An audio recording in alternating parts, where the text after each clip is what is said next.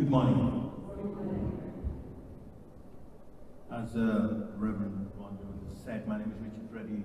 I'm the Director of Justice and Inclusion for Churches Together in Britain and Ireland, and it is a pleasure and an honour to join you this morning. I tend to be very busy during Black History Month, speaking at various venues and events, and I always tend to prioritise opportunities to talk or to preach during Black History Month, and this is one of those opportunities. And when Reverend Vaughan Jones asked me to speak many months ago, he mentioned Dr Harold Moody. And as somebody who takes real interest in Black History Month, I'm kind of familiar with Dr. Moody's life and his work. And I remember a couple of years ago, about 2 or 3 years ago, my wife actually, who works at the Southwark Heritage Centre, organised an event at the library where she featured Black people who had lived and worked in Southwark, who actually had a blue or a coloured plaque in their honour. Dr. Moody was one of those. So let me just say that, in terms of my sort of churchmanship, I'm Church of England, which means that when I get up to speak, I can speak for 5 minutes. But I come from a Pentecostal background, and sometimes when I speak, I can speak for an hour. Now you're going to get a bit of a synthesis, so you'll probably hear 15 minutes, if that's okay with you, in terms of what I'm going to say this morning. So it is an honour and a pleasure to be here this morning. And just to start, I'd like to say this, that when it comes to Harold Moody, he is very much now someone who is a seminal part of Black History Month in this country. And he features in entries such as the Oxford Companion to Black History, and also 100 Great Black Britons, and there are historical books written about Harold Moody by individuals such as David Killingray, Hakim Adi, Peter Fryer, David Olashoga, Stephen Vaughan, and others. But what I always find interesting about Dr. Harold Moody as a Christian is the fact that when people talk about him, they often say, for instance, that he was a physician, and he was actually a GP. So that's correct. And then at other times he's described as an activist, which he also was. So in fact, in King's College London in 2021, established the Harold Moody Postgraduate Research Studentships to support underrepresented communities within postgraduate research. And they describe Moody as a prominent humanitarian, an anti-racist campaigner, and a civil rights activist. Moreover, English Heritage, they erected a blue plaque outside of what was his home in Queen's Road, Peckham, and they described him as a campaigner for racial equality, and an activist. But one of the interesting things I find when it comes to Harold Moody is that his Christian faith rarely gets a mention in any citation. And the truth of the matter is that it was Dr. Moody's Christian faith that actually inspired all the various activities that he did, those activities for which he's now famous. And I always pride myself on being sort of diligent and organized, so I actually wrote this sermon on a Wednesday, and then on the Thursday I was speaking at Southwark Heritage Centre for another Black History Month event, and as I entered the building I saw this picture of Harold Moody on the wall. So I then said, well, actually, let me just test out my hypothesis in terms of whether people connect Moody with a Christian faith. So, I was just talking about Black History Month, but I started off with this question. I said, what did Harold Moody believe in? Now, it's a pretty simple question. Now, the pedants among you would say, why is he ending a question with a preposition? So, from a grammatical perspective, that's incorrect. But anyway, I did ask that question, and people got back to me by saying, He believed in equality, and some said he believed in justice, others said he believed in peace, while a few said he believed in black rights. But no one said he believed in God.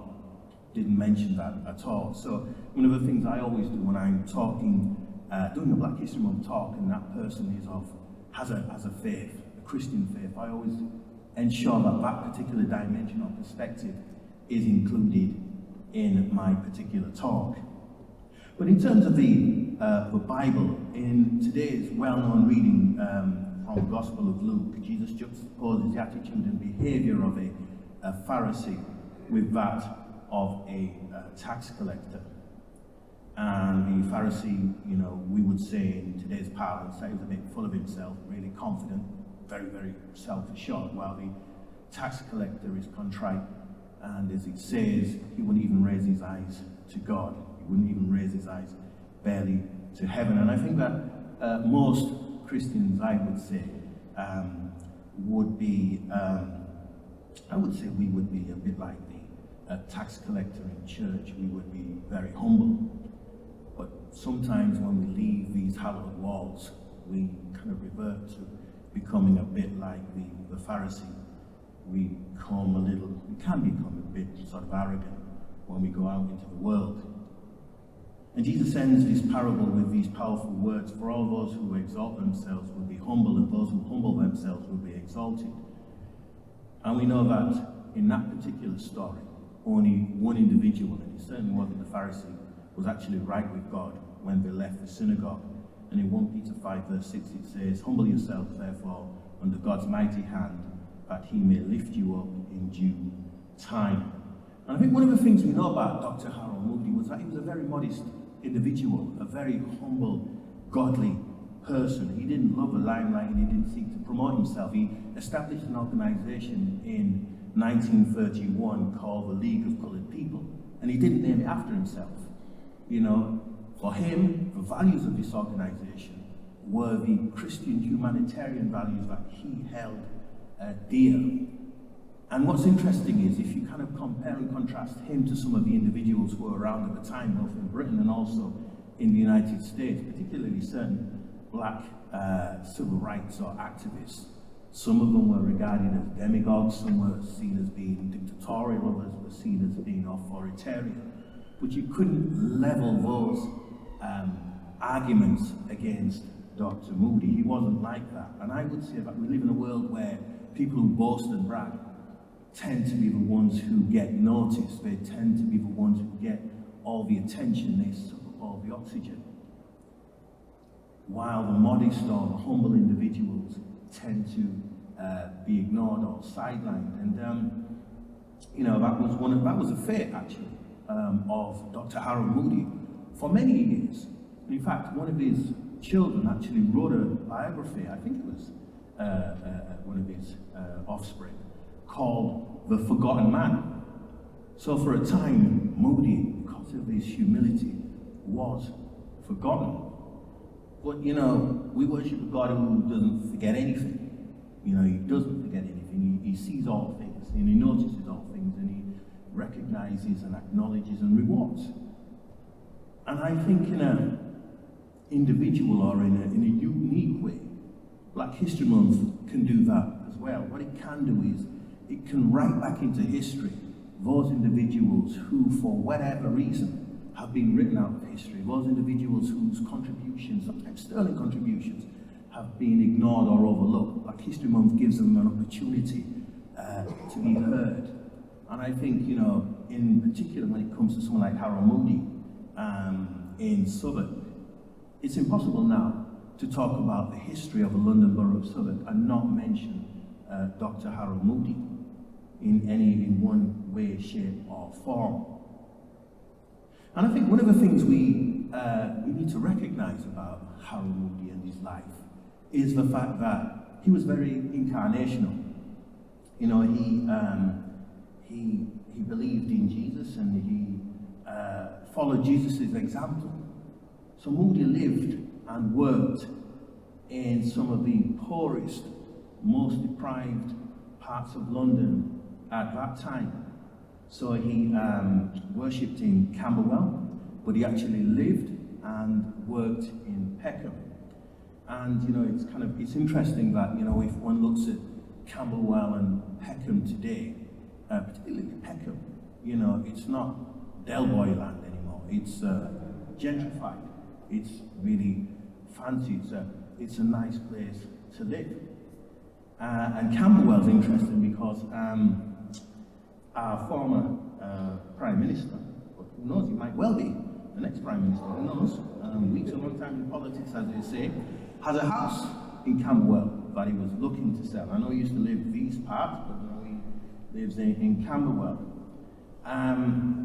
But back to the story, in terms of Dr. Moody, he was a qualified, educated man, and one academic said, he lived among people who were below his socio-economic standing or class.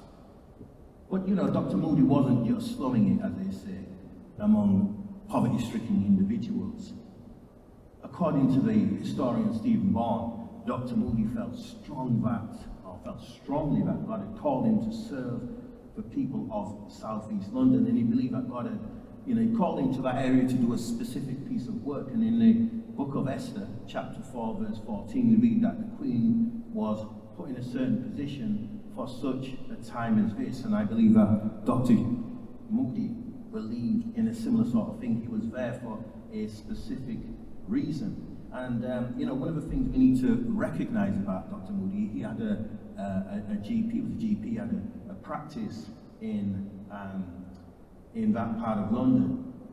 And he, these were the days before the NHS, there was no universal free healthcare system. He struggled. He barely made a living in the first couple of, some would say the first decade that his practice opened up. So there was a sacrificial element with regard to Dr. Moody's life, and I think he can teach us a lot, because for Dr. Moody it was about community, and Reverend Vaughan Jones mentioned community earlier, and it can teach us so much. I mean, what does community mean to us, in terms of where we live? Some people live in a particular area because it's a trendy area. Some people live there because the house prices are reasonable. But for Dr. Moody, it was important for him to be a part of things, to be at the heart of things, and to live and to work and to help and to walk alongside those who were on the margins. For him, Jesus did that, and he wanted to do a similar sort of thing. But I think we also need to recognize that, Dr. Moody lived where he did because of racism. Here's a man who went to King's College, studied medicine, but couldn't get a job in a hospital because he was a black man. Couldn't get a job. He ended up having to set up his own general practice as a result of that. And what's interesting from the reading this morning, from the book of Job, we see God who is faithful, and it's a God who keeps his promises, and it's a God who has a purpose and a plan for each and every person. And Dr. Moody believed that. And even though there was vile and crude racism and racist behavior at the time, it didn't stop Moody from doing God's work in that part of London. But we also know, if you study Dr. Moody's life, that he believed that God had his hand on his life from a young age. So, Dr. Moody was born in Jamaica in 1882. And even when he was in Jamaica, he was a preacher. He was a secretary of the Christian Endeavour Society. When he came to Britain, he was also a part of the, he had letters of introduction from the London Missionary Society. And according to the Oxford Companion to Black British History, he was a lifelong supporter of the London Missionary Society, which now is known as the Council of the World Mission, and also the Congregational Union. And he was a regular attendee and an occasional preacher at Camberwell Green Congregational Church. And he actually preached up in North London when he first arrived in London. Whether he preached in these hallowed walls. I'm not sure, but you know that he was attended Harcourt Church, according to some historians. So the Christian faith was integral to who Harold Moody was. And I think, we can learn a lot from that in terms of the choices and the decisions that he made. In terms of ourselves, do we, in terms of our work, for instance, do we, are our choices about sort of sacrifice, or is it more a case of, the job that we do it because, it pays the bills? I think someone like Dr. Moody, who had 6 children, knew a lot about sacrifice, but also he knew that he was called, as I've said, to do a particular piece of work at a certain time. And what's interesting, just looking at the scriptures today, particularly the Gospels, is that when Jesus meets people, there's always some change as a result of those encounters.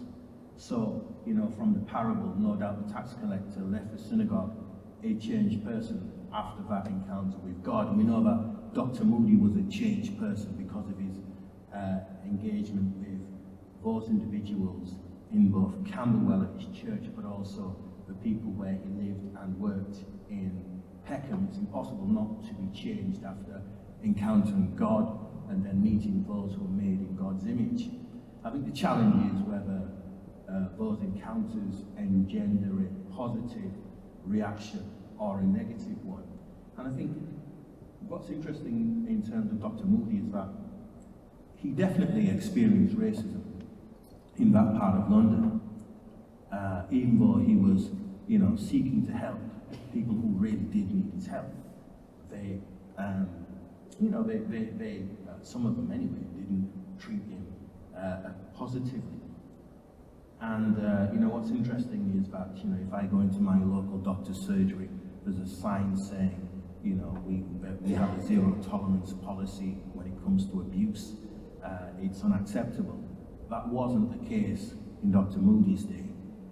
People could be racist with impunity. But there's no suggestion that Moody held grudges against those individuals. I'm sure he didn't like the racism that he experienced, but it didn't put him off. It didn't turn him around, as the gospel singers sang earlier. He kept on that path, he kept on doing the work that he believed God had called him to do. And this is a message for us as well in terms of our attitude and what we should be thinking about.